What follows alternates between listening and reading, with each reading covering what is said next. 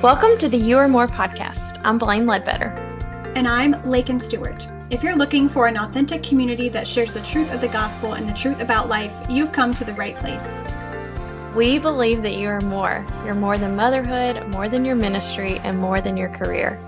Grab a cup of coffee and listen in to hear the truth about what it means to find your identity in Christ through every season of life. Welcome to the You Are More podcast.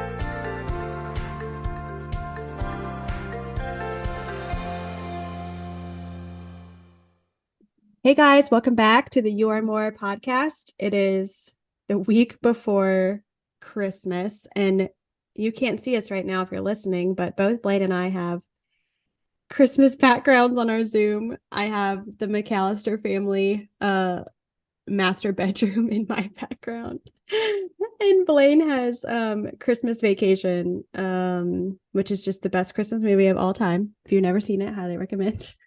Mm-hmm.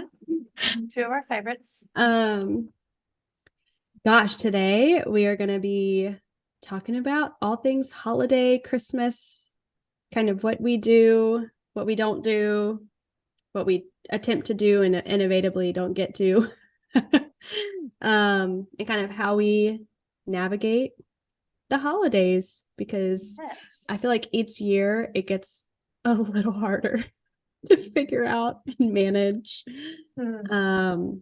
Yes. So yeah, Blaine, last night we had our work Christmas party and it was a blast. And it was so fun. It was so fun. We did like 35 questions of trivia and we did a scavenger hunt all on Zoom.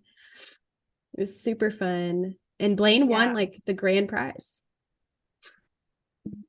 I don't know how I got all trivia right, because I can't even remember what I had for breakfast, but it was so fun. So here's, of course, the challenges of working from home is that you're like by yourself for the most part. You don't see your coworkers ever. I can see some of my coworkers because we live in the same town, but not often. So anyways, just to get on Zoom, and Amber had everything, her and Sarah, just like, it was the best. It was so good, and it was everything you'd want like a Zoom Christmas party to be. It you can like imagine. There was like 50 people on this Zoom meeting. 50. I mean, and that's what's crazy too, is so many people came. Half of our team came, and we live in such different time zones. And which is just awesome, because I remember 2 years ago there was 20 people like on the Accordis Christmas party call, and it's just insane how much it's exploded, and it's really exciting. It really is. I agree. But Blaine, if you work from home, you can still have fun on a camaraderie. Christmas party. It's true. I love seeing everybody. Yeah. That was so fun. It's super fun.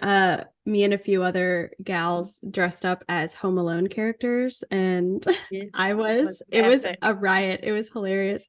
I was Kevin McAllister. Our friend Amber was Harry. She had like makeshift feathers and a bald cap on. It was so great. And then our other friend Becklin, she was Marv, and she literally drew an iron print on her face. And when she sent a picture of her to us, I literally fell off of my couch laughing because it was so hilarious looking.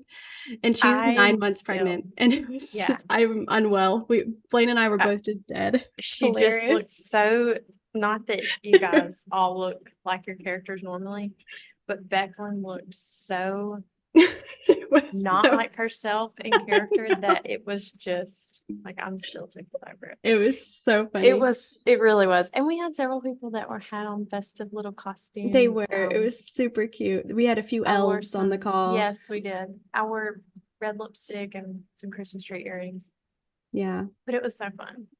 So fun. It's always a blast to get together and see everybody, because sometimes like Blaine and I work together almost every day on different things, and so we see each other quite often on Zoom, but other team members you like maybe talk to once a year, right? And so you don't really know them, and so it's just really cool to like see everybody in their element. No, but yeah, it was super fun to see everybody and just camaraderie around the holidays. So kind of thinking about that, Blaine, what are some of your favorite Christmas things that you remember from your childhood? Mm-hmm. What are some things that you're carrying over kind of doing with your kids? Kind of give me the rundown here. Yeah, so in childhood,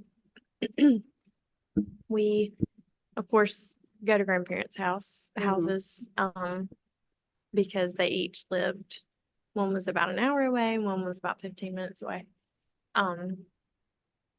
But we used to get together with my dad's entire side of the family. Like, we're talking like 35, 40 people. And I don't know how we all fit in one house, but I don't know why, but we would do that on like Christmas Eve, and then Christmas Day, my grandparents would come over and see what we got from Santa. And like, they did that with all their grandkids, and so they would just make the journey around. That's crazy. Northeast Mississippi. I know. And so, but and we'd go to my grandmother's later that night, and still do that, go into my grandmother's on Christmas night. But we would oftentimes, if they were up and available, but we'd go look at Christmas lights after we left my grandmother's house. So we'd just, of course, be like, I don't know how we weren't asleep, but yeah, we'd leave our house after being with all the cousins and opening all the presents and just the craziness of eating together and being together. We'd leave there and go drive through like all these neighborhoods that all had all these crazy Christmas lights. It was insane. But those were our biggest traditions as a child. I think, of course, we'd go to like Christmas services, but we never had like a Christmas Eve service. It was just always the Sunday before Christmas. Have a Christmas cantata at church. Oh, yeah. You know, that tradition, still lots of churches around here doing that. But yeah, I always remember waking up on Christmas morning to be like, gosh, Santa has snuck into our house and left us presents. And we both had to be up, me and my brother, before we could go in there and look. Or we had to get my parents up if they didn't wake us up. So get up and look, and it was just like so surprising. There was this one Christmas. It's one of the most memorable because of my brother's reaction, but my parents we lived on a lot of acreage, and they had decided to get him a like side by side, not a 4-wheeler, but like one of the bigger side by sides. Like a gator. So it's got the top. Yes. But it's covered. It was actually called a mule. Oh. Mule gator, whatever. Mule gator. But anyways, so it was in the garage, I think, outside, but he didn't know that he was getting it. I knew, but he didn't know. So they wrapped up a toy one. And when he opened it and realized, because that's all he had wanted, I mean, his reaction was just, he probably cried, screamed. He was just like, it was just over the top. Like disappointed? Outside. No. Okay. The most excited, like screaming, crying in joy. It was great. It really was. I know my mom recorded it. But then he, ran outside and realized that it was real. That's crazy. And it was a big one. I think when he opened it, he was a little confused. Like, I mean, this is cool, like little toy cars or whatever. But of course, we all enjoyed it. It was something that like the whole family could ride all over our land. So, I'm like, okay, one day I want to do that with one of the kids. I don't know if we'll ever be able to like afford anything big to like wrap something small, but just that surprise and excitement. So that's fun. What about you? What childhood? Yeah. I'm trying to think. I grew up in a family that did not do Santa, sadly. Like we knew of Santa and like the idea of Santa, but like Santa never left us anything. Like if your kids are listening, turn this off. I never believed in Santa, like as someone that would come down your chimney and like, give you presents.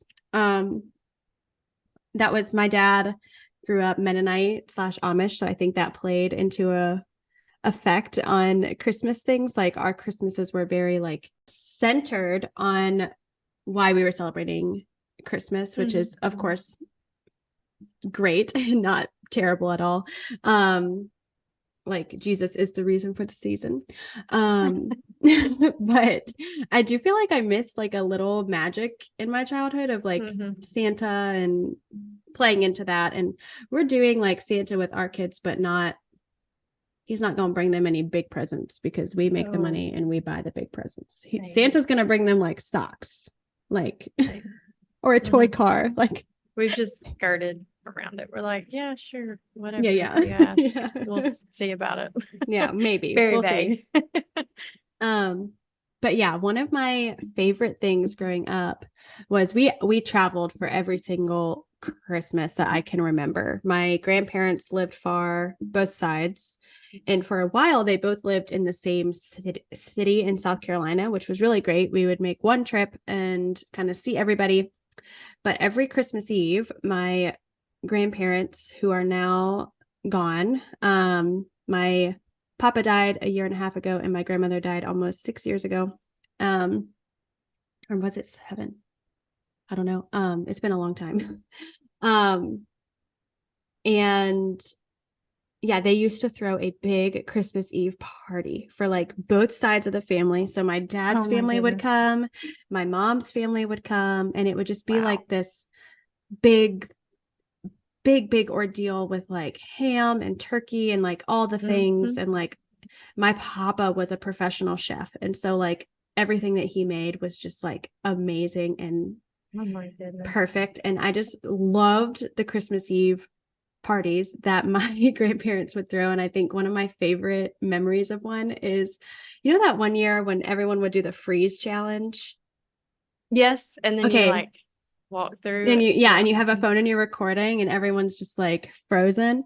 Yeah. Well, the last year that my grandmother was alive, they were threw a party, of course, and they're like the whole family was there, and grandparents that were in town were there, like my dad's side of the family, and like just a whole bunch of people were there, and it was so fun. And we did the freeze challenge, and we instructed my grandmother, we call her Nanny, we instructed my nanny to like pretend like she's cutting a cake like during the freeze challenge.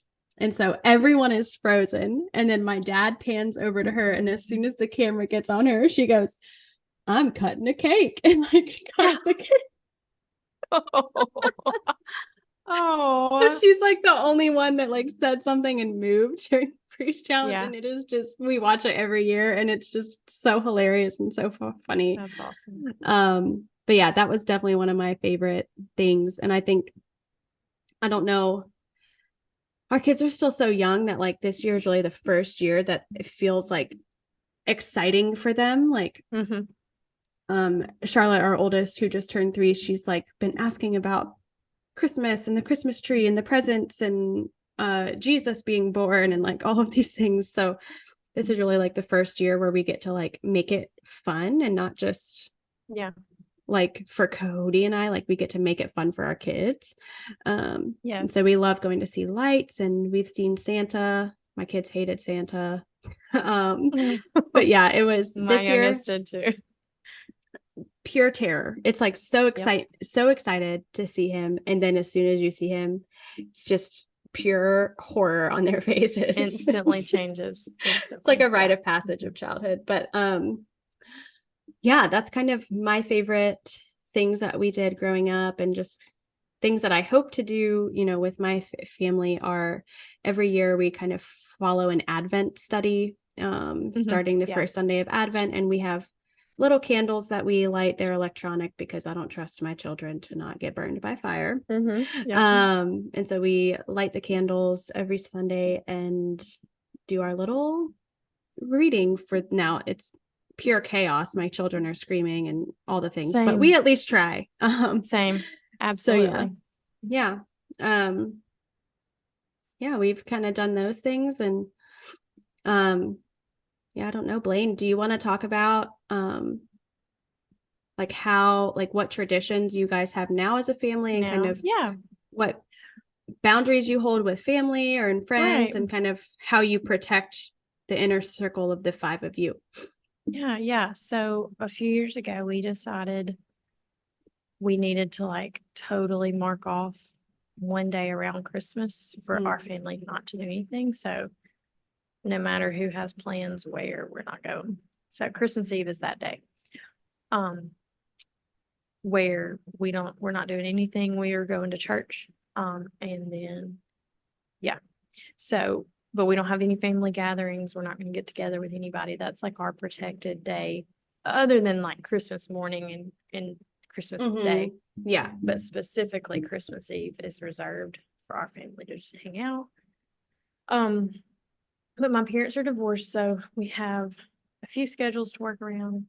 And my brother and his wife as well. So trying for all of us to get together. Plus my husband's family. And you guys all live in the same area. Yes. So like, yes. So that does make it easier. It really does. We don't have to travel. But my husband's family, some of his family has to travel into town. And this year we used to do like Christmas Eve with his parents and then Christmas morning. And it was just, when we had kids, we were like, no, all of us decided like we're going to be home for Christmas. So we're not doing that anymore.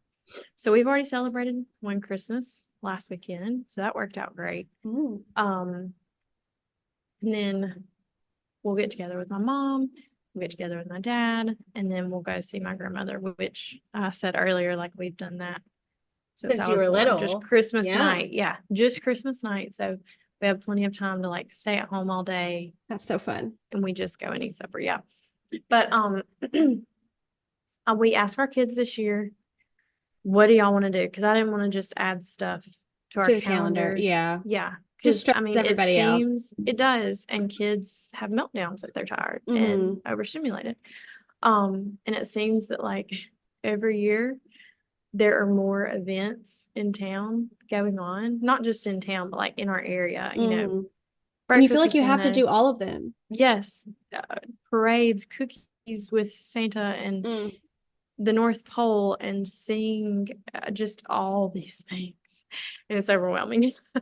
So, anyways, I asked the kids, I was like, each of you pick one thing. And so they did. And that's the only things that we're doing. We've gone to look at Christmas lights. We did that the other night where we just drive around, eat a cookie and look at Christmas lights. One of our kids requested to bake cookies for Santa. So I was like, sure, whatever. Get the store-bought ones that you place on a pan. Yeah. and doing a Christmas craft. And then we haven't been to a Christmas parade in a couple years, so we did do that.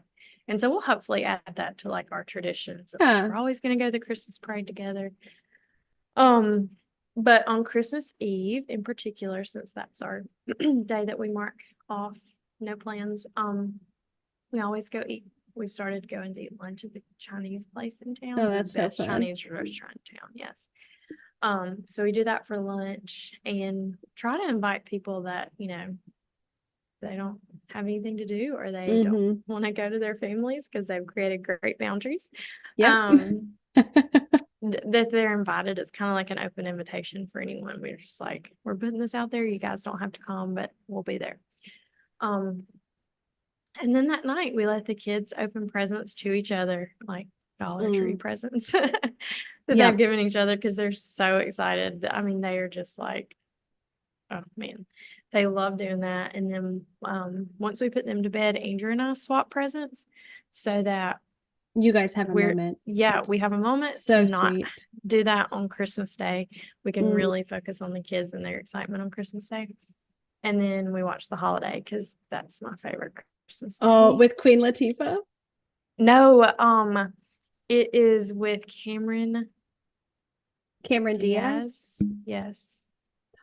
Oh, the one where she like goes over to Yes, they swap. Okay. So like it's a Christmas movie, but anyways, it's my favorite. Fun. I love that movie. It's good. I love it so much. And so it's a movie we wouldn't watch with the kids or whatever. So yeah. But it's just, yeah, we can like enjoy our presents and talk about them and watch a Christmas movie without the kids. We started that a few years ago. Again, I love Christmas that. Eve. And then Christmas Day, of course, wake up, the craziness of the kids opening everything. They'll have separate wrapping paper. And they won't know whose is whose. Very smart. Until, yeah, they find it in the bottom of the stocking. So, oh, that's cool. So you like put a little piece of their wrapping paper in their stocking. Yeah. And so they open their stockings first. Yep. And then once they see the wrapping paper, know. they go, oh, that's really cool, Blaine.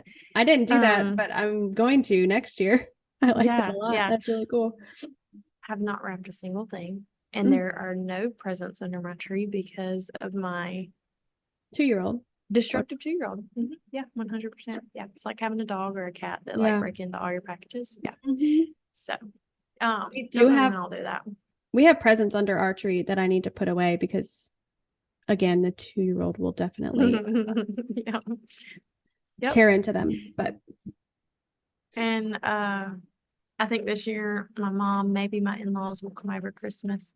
They just want to see what the kids have gotten. Sometimes we'll do like a brunch. If I've already cooked breakfast, I'm like, come have some, just something easy. And let the kids just play all day and it's so fun. Have very low expectations, and maybe they'll take a nap, maybe they won't, they'll be off from school. And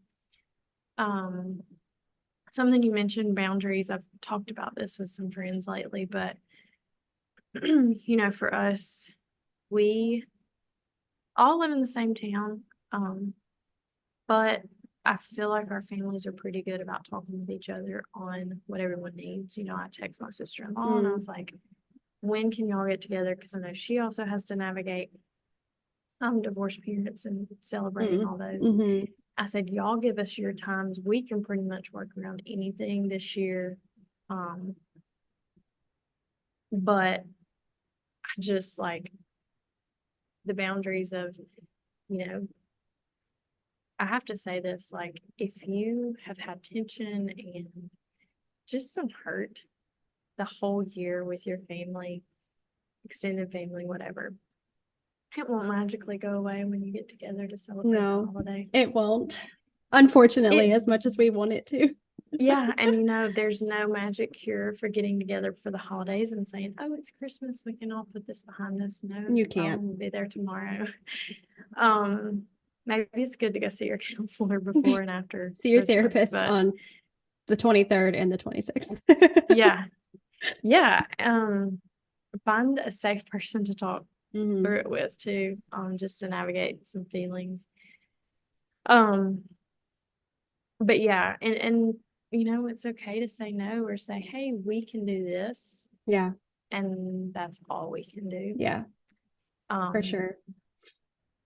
We're very understanding when we know, a family, because we all have things to do, or, several families to think about, but at the same time, just being considerate, but also letting people know what you need. Yeah. Sacrifices are huge. I feel like around the holidays, but at the same time, it's a sacrifice of like, this is inconvenient, but I really like want to show you love and grace, and let's just do this, make these plans. But at the same time, being able to say no and letting people know what you need. Yeah. And just making some boundaries of, for us in particular, we're like not going anywhere Christmas Eve or Christmas morning. We'll always be home. So yeah. How about you guys? Yeah, it's literally been different every single year. Because I feel like every single year there's been a different circumstance. So like our first year of marriage, we lived in South Carolina. So we usually would do like Thanksgiving with one family, Christmas with another. And then our second year of marriage, we moved to Texas. And so we didn't go anywhere for Thanksgiving. And on Christmas, we would try to hit both families in one trip, which is just awful on the car, on your tension. Like, it's just terrible. Yeah. Then after we had Charlotte, we like intentionally planned Charlotte to be born in December so we wouldn't have to go anywhere for Christmas. There you go. And my mom came for a few weeks, and my dad and brother came, and his family came like right after she was born. And so we kind of did Christmas then too. And then once we moved to Virginia, we kind of went back to the flip-flopping. So like we would do Thanksgiving with one family, Christmas with another, and then flip-flop it the next year. But it's been really difficult since we've moved here to kind of keep the same expectation for us and for them. And so after we moved here, we looked at each other and we're like, we've done so much in the last 3 months. It's been a whirlwind. Like, we're not going anywhere for Christmas or Thanksgiving. And so we kind of held firm with that and told our families, like, if you want to see us, like, you can come. Like, generally we like to do like Christmas Eve night and Christmas Day morning, like just us. That's not happening this year, mainly just because that's how it worked out for my parents to be able to come. But after this year, we'll definitely go back to doing, like, we want Christmas Eve and the morning of Christmas Day to just be us. And then we plan, you know, for whatever else after that. Just because, like, I love spending time with my parents. I love spending time with Cody's family, but I also want, like, that moment for my kids of just like, let's get up on Christmas morning, read the Christmas story, go out and see like the tree and like the presents and everything. And then just like have that time together. So this year it just looks different. Like, Cody's family came this past weekend for a day, and it was just really sweet and really nice. And the kids were so excited about all their presents. Charlotte just wants to open. She's like, where's my present today? So, having to work on that. Your presents, you don't get the 12 days of Christmas. Thank you. This isn't Hanukkah. Right. And so, my that was a really sweet time. And then my parents will be here this year, like Christmas Eve, Christmas Day, the day after, and things like that. So, generally we do keep to our boundary of, we're not going anywhere. No one's coming to us Christmas Eve, Christmas Day. It just worked out differently this year. And it doesn't always have to be. And I think what we're going to plan to do is, like, on the morning of the 23rd, that will be like our Christmas time, like with our kids and things. So, but I love doing, like Christmas pancakes with like little red and green sprinkles. And the night before, we'll watch like the Santa Claus with the kids. And then after the kids go to bed, Cody and I will either watch like Christmas Vacation or Christmas with the Cranks or something like that. So those are just kind of a few of the things that we love. But again, just want to go back to what Blaine said earlier of, if you're having like familial tension on either side of your family and just worried about, you know, so-and-so said this, I don't know how I'm going to approach that. Like, Christmas doesn't magically fix that, but you can, you know, position your heart to be in a space of, I'm not going to forget about this, but for today, when we have to be together, I can choose to like love this person well, despite how they've hurt me. You can keep boundaries, but you can also be gracious in your boundary keeping, because I think boundaries are not supposed to be restricting. They're supposed to be life-giving for you and the other person. I was going to say on that note as well, I think communication with your partner, so, you know, husband or wife, is huge. And even your parents, if you're not married, like, to say, hey, this is what I'm doing. Not asking if it's okay, but just saying, hey, like, this is what just want to give you a heads up. You know, willing to adapt if you guys have other things, but this is what works best for me. Not like, is this okay? You know, don't let people take advantage of your schedule just because you're not married or don't have kids. But you know, even just communicating to your spouse, like, hey, we can do this. Like, I'll put aside my needs. You know, we've told them what we need. I don't want this to turn into another fight. But clearly communicating, okay, we're gonna go. We have 2 hours there, and letting the other party know, like, hey, we are coming. We cannot wait, but we're not gonna eat or anything. We just want to stay, because we do have another stop. Mm-hmm. Because it could be a day that you've got to go to 3 different houses. I don't wish that on anybody. Me neither. When you have kids, I don't wish that on you especially, and you're gonna have to say no. Yep. And it is also okay to tell people like you said, like, and you guys can come here. This is where we'll be. Otherwise, we're not moving. We're not leaving. That's kind of our Christmas Day thing is like, we'll be here. You're very welcome at our house. But we're not going anywhere. Yeah. Yeah. But we're not like, I'm not loading my kids up after they've opened their presents. No. Because that's the last thing they would want to do. Like, right. But also communicating, if you do have kids, like, hey, we're going, we'll stay for a couple hours, we'll eat, open presents, hopefully have time for all that. But if the kids start melting down, we're dipping out. Like, yeah.